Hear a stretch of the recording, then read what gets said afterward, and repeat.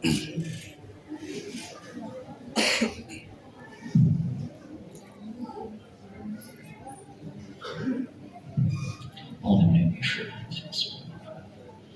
الله وملائكته يصلون على النبي يا أيها الذين آمنوا صلوا عليه وسلموا تسليما. السلام عليكم ورحمة الله وبركاته. الله أكبر الله أكبر الله أكبر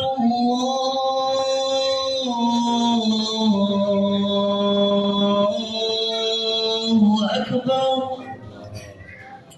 أشهد أن لا إله إلا الله. أشهد أن لا إله إلا الله.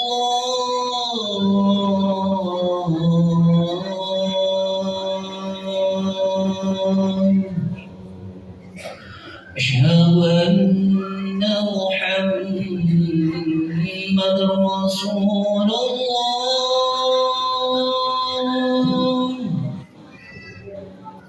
أشهد أن محمد رسول الله.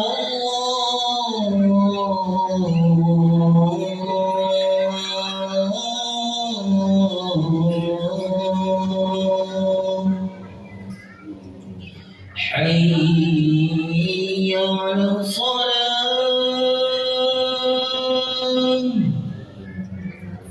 حي على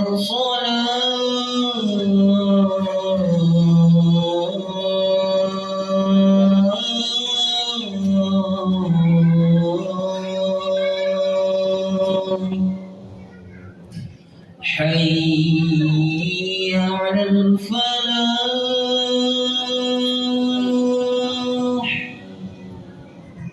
حي على الفلاح.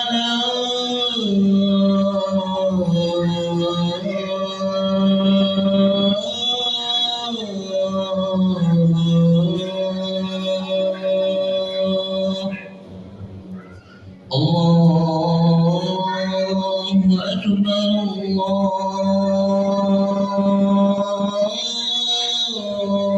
الله أكبر. لا إله إلا الله.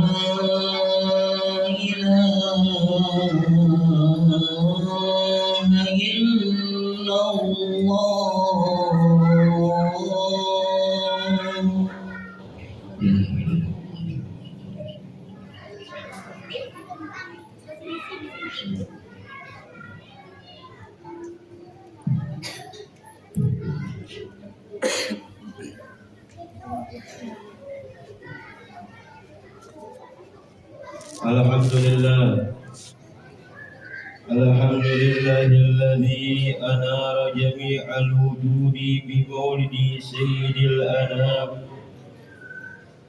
أحمده على ما أولانا من الأنعام. أشهد أن لا إله إلا الله وحده لا شريك له، شهادة تنجي قائلها من الكروب العظام. وأشهد أن سيدنا محمدا عبده ورسوله ذو الشفاعة العظمى يوم الازدهام. والصلاة والسلام على سيدنا ومولانا محمد وعلى آله وصحبه الذين سبقونا بالإسلام. أما بعد فيا عباد الله، أوصيكم ونفسي بتقوى الله فقد فاز المتقون. والله سبحانه وتعالى يقول وبقوله يهتدي المهتدون. بسم الله الرحمن الرحيم. يا أيها الذين آمنوا اتقوا الله حق تقاته ولا تموتن إلا وأنتم مسلمون. وقال تعالى أيضا: قل بفضل الله وبرحمته فبذلك فليفرحوا. وقال رسول الله صلى الله عليه وسلم: المرء مع من أحب. وفي رواية: يحشر المرء مع من أحب. صدق الله العظيم وصدق رسوله النبي الوفي الكريم، ونحن على ذلك من الشاهدين والشاكرين، والحمد لله رب العالمين. Alhamdulillah, segala puji syukur kita haturkan kepada Allah Subhanahu wa Ta'ala Jalla Jalaluh, yang mana Allah Ta'ala telah jadikan kita semua daripada umat Sayyidil Wujud Nabi besar Muhammad sallallahu alaihi wasallam, yang mana nikmat ini diinginkan oleh umat-umat terdahulu, bahkan Nabi Ibrahim dan Nabi Nuh alaihi wassalam, serta para nabi-nabi yang lainnya. Mereka menginginkan menjadi umat daripada umatnya Nabi besar Muhammad sallallahu alaihi wasallam, karena mereka mengetahui keutamaan dan karunia yang Allah Ta'ala siapkan untuk umat Nabi besar Muhammad sallallahu alaihi wasallam. Salah satunya, kita adalah umat paling akhir yang dimunculkan di alam dunia ini. Akan tetapi oleh Allah Subhanahu wa Ta'ala kita akan dijadikan paling awalnya umat yang masuk ke dalam surganya Allah Subhanahu wa Ta'ala daripada umat-umat yang terdahulu.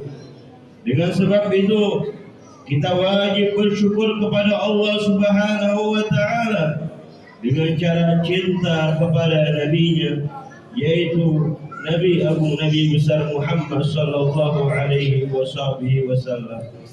Karena Allah Subhanahu wa Ta'ala menggantungkan cinta kita kepadanya dengan cinta kita kepada Nabi besar Muhammad sallallahu alaihi wasallam, sebagaimana Allah Subhanahu wa Ta'ala menjelaskan di dalam ayat sucinya: Qul in kuntum tuhibbunallaha fattabi'uni yuhibbukumullah wa yaghfir lakum dzunubakum.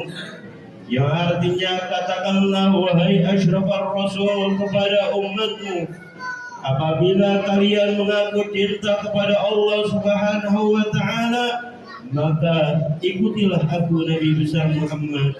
Pastilah Allah Subhanahu wa Ta'ala mencintai kalian dan mengampuni dosa-dosa kalian. Oleh karena itu, marilah kita belajar mencintai Nabi besar Muhammad, sehingga tidaklah bertambah satu hari kecuali bertambah pula kecintaan kita kepada Nabi besar Muhammad. Karena cinta itulah kita akan mendapatkan rahmat dan kecintaan Allah Subhanahu wa Ta'ala. Bahkan seorang akan dikumpulkan kelak di hari kiamat beserta orang-orang yang ia cintai di alam dunia ini, sebagaimana di dalam hadis Nabi Muhammad sallallahu alaihi wasallam, al-mar'u ma'a man ahab, wa fi riwayatin yuhsyarul mar'u ma'a man ahab, yang artinya dikumpulkannya seorang hamba pada hari kiamat kelak bersama seseorang ia cintai di alam dunia. Masyiral muslimin, sidang Jumat yang dimuliakan oleh Allah. Allah Subhanahu wa Ta'ala berfirman di dalam ayat sucinya: Qul bi fadlillahi wa bi rahmatihi fa bidzalika falyafrahu. Berkata Al-Imam Jalaluddin Asyuti di dalam membahas ayat di atas yang beliau menukil daripada pendapat habrul ummah Sayyidina Abbas radhiyallahu taala anhu, bahwa lafaz bi fadlillah beliau tafsirkan adalah al-alam, yakni mengetahui. Dan lafaz wa bi rahmatihi beliau tafsirkan dengan wujudnya Nabi besar Muhammad sallallahu alaihi wasallam. Bahkan para ulama ahli sunnah wal jamaah mengambil dalil dengan ayat ini disyariatkan bagi umat muslimin untuk merasa gembira dengan munculnya Nabi besar Muhammad sallallahu alaihi wasallam dengan berbagai macam-macam kegembiraan selagi perbuatan tersebut tidak menentang ketentuan agama yang terambil dari Alkitab wa Sunnah.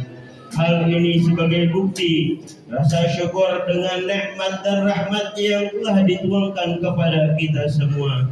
Sebagaimana ada satu riwayat mengatakan bahwa suatu waktu Nabi besar Muhammad sallallahu alaihi wasallam datang ke kota Madinah. Kemudian Nabi besar Muhammad melihat orang-orang Yahudi sedang berpuasa, dan Nabi berkata kepada mereka, "Kenapa kalian berpuasa pada hari ini?" Maka mereka menjawab, "Ini adalah hari yang agung, hari yang mana Allah Subhanahu wa taala menyelamatkan Nabi Musa dari kejaran Firaun dan menenggelamkan Firaun serta para tentaranya. Oleh karena itulah kami berpuasa karena syukur kepada Allah Subhanahu wa taala atas selamatnya Nabi Musa alaihissalam." Maka Nabi besar Muhammad sallallahu alaihi wasallam bersabda, "Nahnu aula minhum." Fa amara Nabi sallallahu alaihi wasallam ashabihi bisawm. Jikalau begitu, kami lebih layak daripada mereka, maka Nabi memerintahkan kepada sahabat-sahabatnya untuk berpuasa. Dengan riwayat tadi jelaslah bahwa Nabi besar Muhammad memerintahkan para sahabatnya untuk berpuasa karena merasa gembira dan bersyukur kepada Allah Subhanahu wa taala. Dengan demikian Nabi memerintahkan kepada umatnya untuk menjadikan kelahiran beliau sebagai hari raya umat Islam, sebagaimana di dalam hadis Nabi Muhammad sallallahu alaihi wasallam, "Man ahya dzikra miladi wajib syafaati yaumal qiyamah," yang artinya barang siapa yang menghidupkan atau merayakan dengan bergembira pada peringatan hari kelahiranku, maka wajiblah ia atasnya syafaatku kelak pada hari kiamat. Dengan hadis-hadis di atas, maka Nabi Muhammad sallallahu alaihi wasallam memerintahkan kepada kita semua untuk menghidupkan hari kelahiran beliau dengan bermacam-macam ibadah seperti berzikir, sedekah, membaca salawat atas Nabi besar Muhammad sallallahu alaihi wasallam, dan mendengarkan sifat-sifat Nabi Muhammad, yang mana ibadah-ibadah tersebut dikenal dengan maulid, sebab dalam maulid itulah terkumpul di dalamnya daripada ibadah-ibadah. Ma'asyiral muslimin, sidang Jumat yang dimuliakan oleh Allah Subhanahu wa taala, agama menganjurkan kepada kita semua apabila mendapatkan nikmat dari Allah Subhanahu wa taala, hendaknya kita merasa gembira dan syukur kepadanya.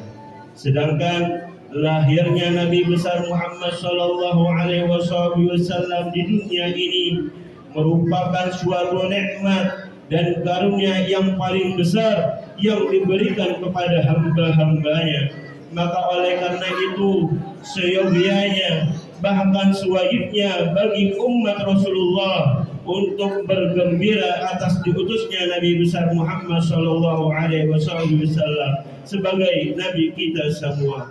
Satu hikayat tentang diringankan azab oleh Abu Lahab.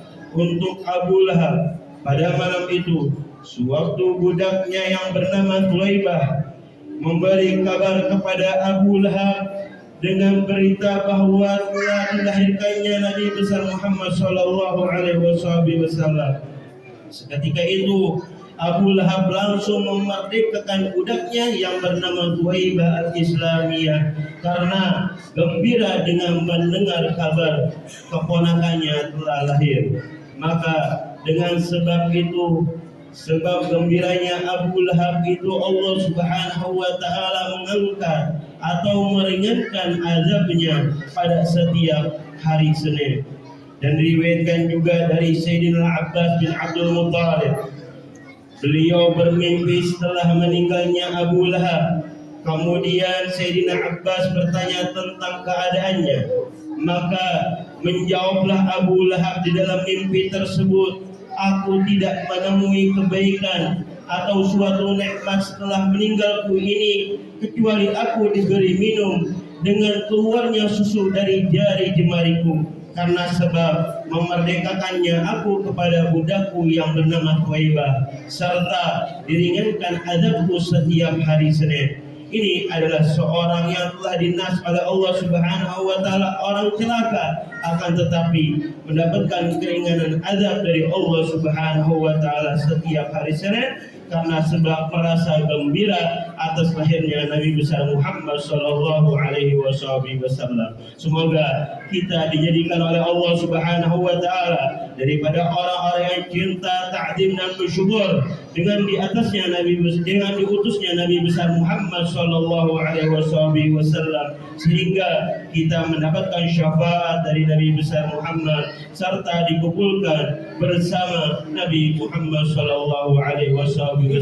akhirat kelak. Inna ahda mawa'id syafiyyah kalamullah rabbil khulqil aliyah wa maqam al-mahmuda. A'udzu billahi minasy syaithanir rajim. Qul bi fadlillahi wa bi rahmatihi fa bi dzalika falyafrahu.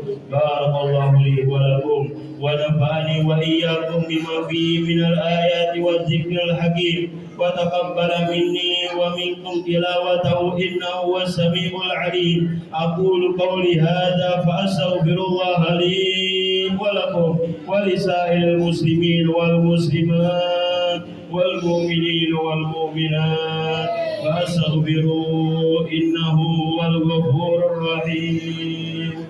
اللهم صل على سيدنا محمد وعلى آل سيدنا محمد.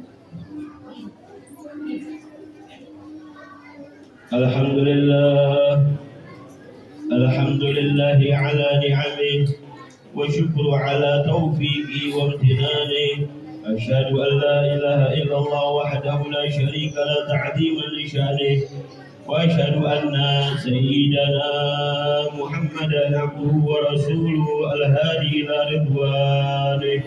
اللهم صل على سيدنا ومولانا محمد وعلى آله وصحبه وآله وبعد. فيا عباد الله، أوصيكم ونفسي بتقوى الله، وقد فاز المتقون. وقال تعالى: يا أيها الذين آمنوا اتقوا الله ولتنظر ما قدمت لغد واتقوا الله إن الله خبير بما تعملون. قال النبي صلى الله عليه وسلم عن أبي هريرة رضي الله تعالى عنه عن النبي صلى الله عليه وسلم أنه سئل: ما أكثر من يدخل الجنة؟ قال: اتقوا الله وحسن الخلق، واعلموا أن الله تعالى أمركم بأمر بدأ به بنفسه وثنى بملائكة المسبحة بكرسه وثلث بكم أيها المؤمنون من برية جنه وإنسه. وقال تعالى: إن الله وملائكته يصلون على النبي يا أيها الذين آمنوا صلوا عليه وسلموا تسليما. اللهم صل على سيدنا محمد وعلى آل سيدنا محمد، وارض اللهم عن الخلفاء الراشدين خليفة رسول الله صلى الله عليه وسلم على تحقيق سيدنا أبو بكر الصديق، وأمير المؤمنين ناطق بالصواب سيدنا عمر بن الخطاب، وأمير المؤمنين جميع القرآن والقرآن سيدنا عثمان بن عفان، وأمير المؤمنين إمام المشارق والمغارب والليث بن غالب وسيدنا علي بن أبي طالب وعن ستة المتممين العشرة الكرام وآلهم وآل بيتهم رضي الله تعالى عنهم أجمعين. اللهم اغفر للمسلمين والمسلمات والمؤمنين والمؤمنات الأحياء منهم والأموات وإلى مجيب الدعوات وإلى قاضي الحاجات وإلى غافر الذنوب والخطيئات يا رب العالمين. اللهم ارحمنا وارحم شيوخنا وارحم والدينا وارحم أمواتنا وارحم أمة سيدنا محمد رحمة عامة يا أرحم الراحمين. اللهم أصلح من كان في صلاح الإسلام والمسلمين وأهل الكفرة والمشركين وأعلي كلمتك إلى يوم الدين يا خير الناصرين. ربنا لا تزغ قلوبنا بعد إذ هديتنا وهب لنا من لدنك رحمة إنك أنت الوهاب. ربنا هب لنا من أزواجنا وذرياتنا قرة أعين واجعلنا للمتقين إماما. ربنا آتنا في الدنيا حسنة وفي الآخرة حسنة وقنا عذاب النار. عباد الله إن الله يأمركم بالعدل والإحسان وإيتاء ذي القربى وينهى عن الفحشاء والمنكر والبغي يعظكم لعلكم تذكرون. فاذكروا الله العظيم يذكركم واسألوا من فضله يعطيكم واشكروا من نعمه يزدكم ولذكر الله أكبر. أقم الصلاة. الله أكبر الله أكبر أشهد أن لا إله إلا الله أشهد أن محمدا رسول الله. حي على الصلاة حي على الفلاح وقامت الصلاة الله أكبر الله أكبر لا إله إلا الله. لا إله إلا الله محمد رسول الله صلى الله عليه وسلم.